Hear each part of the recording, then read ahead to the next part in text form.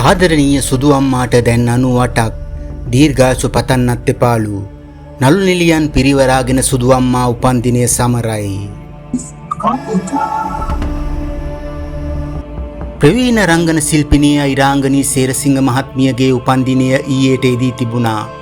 අයිරාංගනී සේරසිංහ මහත්මිය මෙරට සිනමාවෙන් බිහිවුණු විශිෂ්ටතම රංගන වේදිකයක මෙන්ම ලාංකීය සිනමා ඉතිහාසයේ පුරා වෘත්තයක් බඳු චරිතයක්. ලෙස්ටර් ජේම්ස් පීරිස් සූරීන්ගේ රේඛාව චිත්‍රපටය හරහා සිනමා රංගනයට එක්වන ඇය සංදේශය දෙලොවක් අතර දෙවැනි ගමන වෑකන්ද වලව්ව බක්මහදීගේ වැනි විශිෂ්ට සිනමාපට රැසකට රංගනයෙන් එකතු වූවා. සිය රංගන ප්‍රතිභාව වෙනුවෙන් දෙස් විදෙස් සම්මාන රැසකට පාත්‍ර වූ ඇය පසුගිය වසරේ රාජ්‍ය නාට්‍යවලට සමගාමීව ජීවිතයේ එක්වරක් පමණක් පිදෙන නාට්‍ය කීර්ති ගෞරව සම්මානයනුත් පිදුම් ලැබුවා.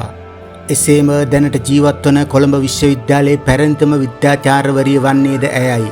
ප්‍රවීණ රංගන වේදිනිය අයිරාංගනී සේරසිංහ මහත්මිය කොළඹ විශ්වවිද්‍යාලයේ බිහි කළ කොළඹ මණ්ඩපයේ විද්‍යාර්ථීන් අතර ජීවමානව සිටින පැරණිතම විද්‍යාර්ථයා ලෙස කොළඹ විශ්වවිද්‍යාල මගින් නිවේදනය කර තිබුණා.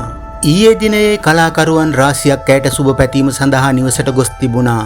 එහිදී ප්‍රවීණ රංගන ශිල්පිනී නිල්මිනි තෙන්නකෝන් පවසන්නේ මෙවන් කතාවක්. අයිරාංගනී සේරසිංහ මහත්මියගේ 98 වෙනි උපන්දිනය සුබම සුබ නිරෝගිමත් උපන්දිනයක් වේවා.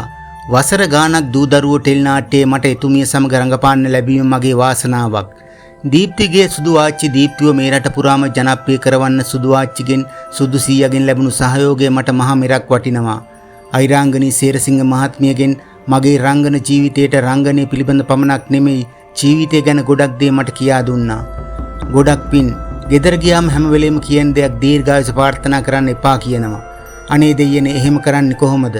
දීර්ඝායුෂ ලැබේවා, නිරෝගී සම්පන්නිය ලැබේවා, ආදරේ හැමදාමත් බුදු සරණයි සුදු ආච්චියේ යනුවෙන් ඇය පවසා තිබුණා.